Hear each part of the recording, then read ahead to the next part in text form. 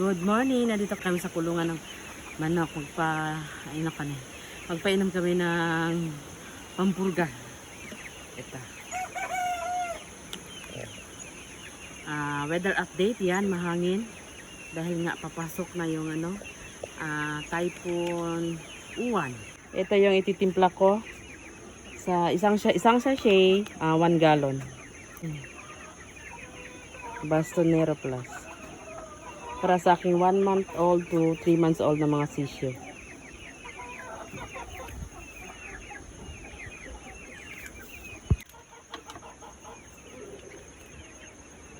Sundan natin.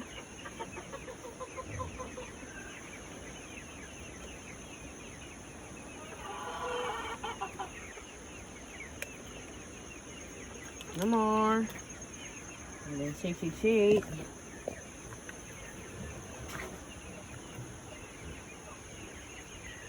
Ganito lang karami yung ibibigay ko sa kanila kasi yung isang kulungan, 7 piraso lang yung manok. So, ganito lang karami ibibigay ko. Pag maubos na wala pang 3 days, dagdagan ko na lang.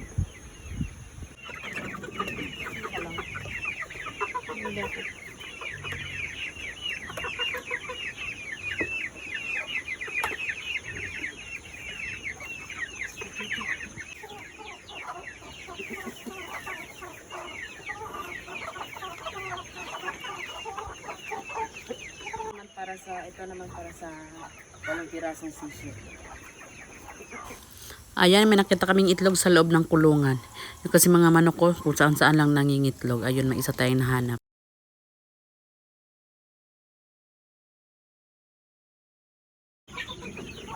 It's feeding time.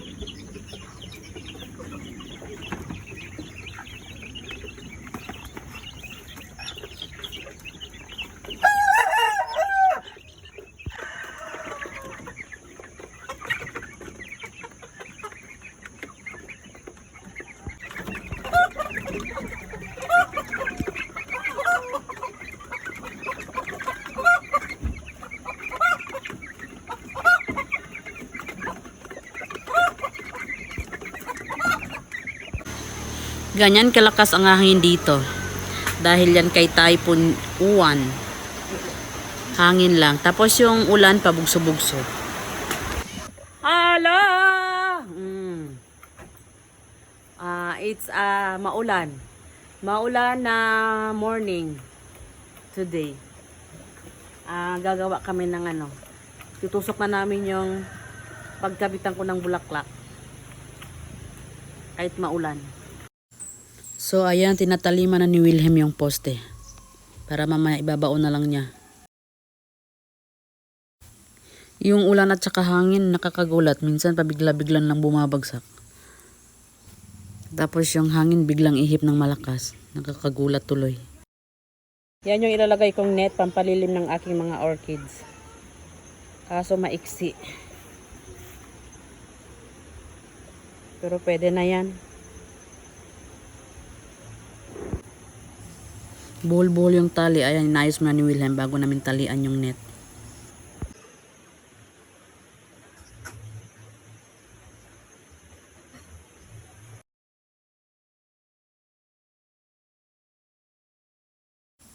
Ayan, binabaon na ni Wilhelm yung mga poste.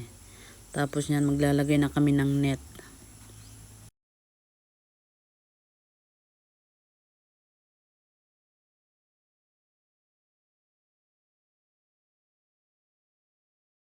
Tapos na yung paggawa namin ng net sa aming mga orchid. Yan. Tapos na yung paglagay ng net. Tapos nagdagdag din si Wilhelm ng poste. 4. So, yung dito, kulang pa. Nagkulang din yung kahoy. So, dagdagan na lang next time. Tapos, by tomorrow siguro, ikakabit ko na, ililipat ko na yun. Aking mga bulaklak, isasabit ko na dito. Kulang yung net dito. So, dagdagan na lang next time. Yan. Maiksi lang kasi. Tsaka, hindi ko kasi na-estimate yung laki ng paglagyan ko ng net. Kaya kulang. Yan lang. Bye!